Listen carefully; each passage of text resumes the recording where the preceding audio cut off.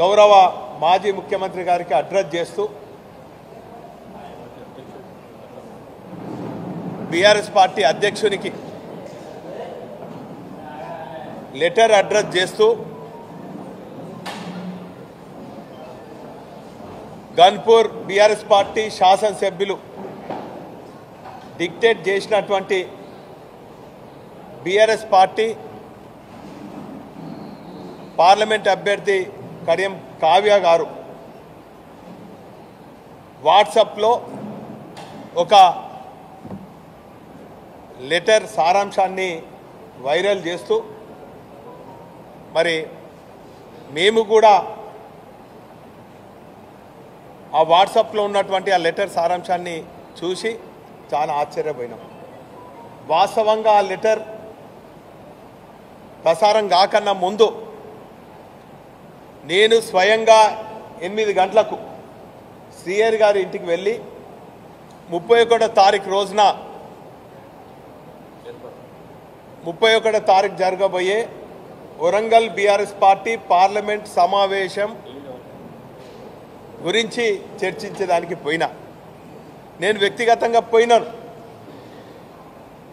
అప్పుడు కూడా 31వ తారీఖు గురించి కార్యక్రమాల గురించి మాట్లాడినప్పుడు ఆ విషయం ఎక్కడ కూడా నాతో ప్రస్తావించలేదు.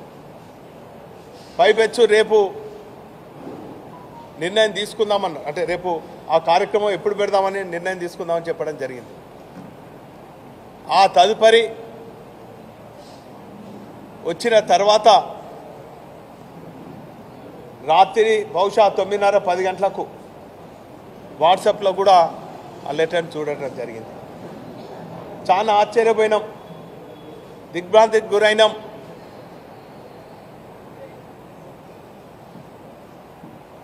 వాస్తవంగా మీ ద్వారా, ప్రజల ద్వారా శ్రీహరి గారిని ప్రశ్నిస్తున్నాం. ఒక తెలంగాణ వాదిగా, బీఆర్ఎస్ పార్టీ కార్యకర్తగా, ఒక గులాబీ సైనికునిగా ప్రశ్నిస్తున్నాం. ఒక జిల్లా పార్టీ అధ్యక్షునిగా ప్రశ్నిస్తున్నా. నాయనా శ్రీహరి గారు, నువ్వు ఏ పార్టీలో ఉన్నా కూడా అహంకారంతోని, అణచివేత ధోరణితోని గతంలో ఉన్నటువంటి పార్టీలో కానీ ఎంతమందిని బలి పశువు చేసిన ఉన్నటువంటి విషయాన్ని ఇన్ని ఏళ్ళు వచ్చినాయి, నీకు సుమారు 75 ఏళ్ళ దాకా వచ్చినావు. ఇప్పటికైనా కూడా ఆత్మ పరిశీలన చేసుకోవాలి.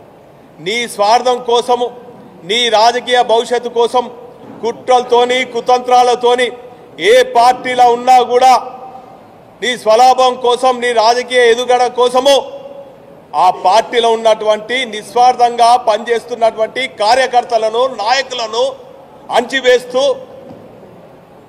అహంకారపూరితంగా చేసినటువంటి కుట్రలు ఎన్నో ఉన్నాయి. గతంలో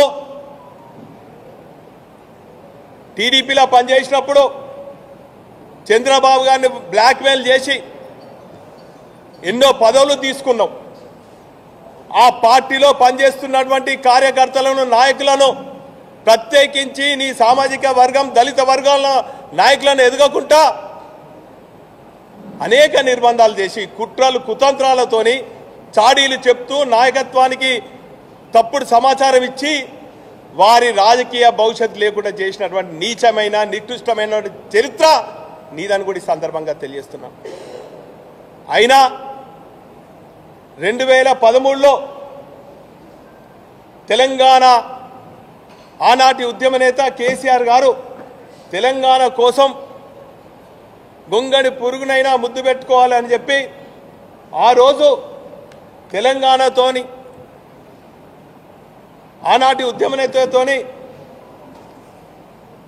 నువ్వు సంప్రదింపులు జరిపి పార్టీలోకి వస్తాను, తెలంగాణ వాదానికి కట్టుబడి ఉంటాను, టీఆర్ఎస్ పార్టీ కట్టుబడి ఉంటాను, మీ నాయకత్వాన్ని బలపరుస్తూ పార్టీ పటిష్టత కోసం పనిచేస్తా అని చెప్పి ఆ రోజు నువ్వు చెప్తే, కేసీఆర్ గారు ఆదేశిస్తే నేను ఒక గులాబీ సైనికునిగా గతాన్ని మర్చిపోయి, నీ నీచమైన చరిత్రను మర్చిపోయి, నీ నికృష్టమైనటువంటి చరిత్రను మర్చిపోయి, నీ అహంకార చర్యలను కూడా మర్చిపోయి నిస్వార్థంగా నీ ఇంటికి వచ్చి పార్టీలోకి ఆహ్వానించడం జరిగింది.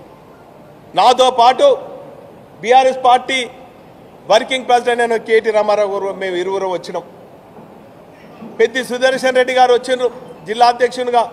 మేము నిస్వార్థంగా పార్టీ బలోపేతం కోసం, తెలంగాణ కోసం ఈరోజు నిన్ను ఆహ్వానిస్తే తిరిగి అదే నైజంతో, అదే కుట్రలతో, అదే అహంకారపూరితంగా ఈ పార్టీలకు కూడా వచ్చి ఈ పార్టీలో నిస్వార్థంగా పనిచేసినటువంటి అనేక మంది నాయకులను కూడా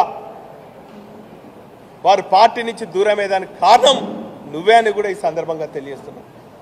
అందులో పెద్దలు విజయరామారావు గారు అయితేనేమి, డాక్టర్ పరమేష్ గారు అయితేనేమి, అంతకుముందు ఉన్నాడు దొమ్మడి సాంబయ్య గారు అయితేనేమి, మొన్నటికి మొన్న పశు దయాకర్ అయితేనేమి, ఆరూరి రమేష్ అయితేనేమి, నీ కోసము నీకు పదవి చేపట్టాలని చెప్పి, నీకు పదవి కట్టబెట్టాలని చెప్పి ఆనాటి పెద్దలు ఉద్యమ నేత బీఆర్ఎస్ పార్టీ అధ్యక్షులు కేసీఆర్ గారు సిట్టింగ్ ఎమ్మెల్యేని కాదని కూడా ఆత్మీయ సోదరులు డాక్టర్ రాజయ్య గారిని ఒప్పించి మెప్పించి నీకోసము గన్పూర్ సిట్టింగ్ సీట్ను కూడా త్యాగం చేసి ఈరోజు నీకు ఎమ్మెల్యే గిరి ఇప్పించడం జరిగింది. ఇదే కాకుండా ఇప్పుడున్నటువంటి పరిస్థితుల్లో పార్టీ నాయకత్వాన్ని బ్లాక్మెయిల్ చేస్తూ నేనేదో పెద్ద నీతి నిజాయితీ నిస్వార్థ పరుణని చెప్పి నీ బిడ్డ కోసము బ్లాక్మెయిల్ చేసి అధిష్టానాన్ని కూడా మేమందరం కూడా ఒప్పించి మెప్పించి ఏదో సీనియర్ నాయకుడు అని చెప్పి మీ బిడ్డ అభ్యర్థిత్వాన్ని కూడా ఖరారు చేసి వారి గెలుపు కోసం గత కొన్ని రోజుల నుంచి నీ పైన వ్యతిరేకంగా అనేక వర్గాలు, అనేక సంఘాలు, అనేక వ్యక్తులు, దళిత సంఘాలు కూడా నీ అభ్యర్థిత్వాన్ని, నీ బిడ్డ అభ్యర్థిత్వం వ్యతిరేకించిన ఒక గులాబీ సైనికునిగా పార్టీ పటిష్టత కోసము పార్టీ ఆదేశం మాట్లాడి వారందరినీ కూడా ఒప్పించి మెప్పించే క్రమంలో నువ్వు ఒక ప్యాకేజ్ మాట్లాడుకొని రాత్రి నువ్వు కాంగ్రెస్ పార్టీతోని కుమ్మక్కై ఈరోజు కుట్రలు చేసి ఒక దొంగ లెటర్ను సర్క్యులేట్ చేసి నీతి నిజాయితీ ప్రయత్నం చేస్తున్నావు. కానీ శ్రీయన్ గారు సెల్ ఫోన్లు సైలెంట్ నీకు నిజంగా నువ్వు నిజాయితీ పరుడు అయితే, నీ మీద నీకు నమ్మకం ఉంటే వెంటనే రాజీనామా చేయి. ఒక శాసనసభ్యునిగా రాజీనామా చేయి. ఏ పార్టీ అయితే అసెంబ్లీ నియోజకవర్గాల వారిగా రాగానే ఎంపీ పదవి లేకపోతే వీలైతే ఇద్దరి చేత కట్టబెట్టింది. ఎంపీ సీఎం అయిపోయినాక నేను ఒట్టిగా ఉండలేను, నేను పదవి లేకుండా ఉండలేను అని నువ్వు బతలాడితే మేమందరం కూడా కలిసి ఒక పెద్ద మనిషి అని చెప్పి ఎమ్మెల్సీ పదవులు 2 సార్లు నీకు ఇప్పించినాం. అయినా నువ్వు చేసే నీచమైనటువంటి చర్య ఇదా? ఒకవేళ నీకు ప్రజాబలం ఉండి బీఆర్ఎస్ పార్టీ లేకుండా నువ్వు గెలవాలని నీకు ఆత్మవిశ్వాసం ఉంటే వెంటనే ఈ క్షణమే నువ్వు రాజీనామా చేసి నువ్వు ప్యాకేజ్ మాట్లాడుకున్న కాంగ్రెస్ పార్టీలకు పోతావా, ఇంకే పార్టీలకు పోతావు మాకు అనవసరం. కానీ నువ్వు మాత్రం వెంటనే ఏ పార్టీ మీద గెలిచినావో ఆ పార్టీకి రాజీనామా చేసి, శాసనసభ్యత్వానికి రాజీనామా చేసి నువ్వు ఎంపీగా నిలబెడతావా, నీ బిడ్డను ఎంపీగా నిలబెడతావా, అది నీ నిర్ణయం. కానీ ప్రజలు మాత్రము మొత్తం గమనిస్తున్నారు. నీ 40 ఏళ్ల రాజకీయ జీవితము ఏ తీరుగా అణిచివేతతోని అహంకారంతో కొనసాగుతుందో ప్రజలు గమనిస్తున్నారు. ప్రజలు సరైన నిర్ణయం తీసుకుంటారు. నువ్వు రాజీనామా చేసి నీ రాజకీయ ప్రవేశం కాంగ్రెస్లో ఇంకే పార్టీలో చేయాలని కూడా ఈ సందర్భంగా ఒక జిల్లా అధ్యక్షునిగా, ఉమ్మడి వరంగల్ జిల్లా బీఆర్ఎస్ పార్టీ శ్రేణుల పక్షాన ప్రజల పక్షాన మేము డిమాండ్ చేస్తున్నాం.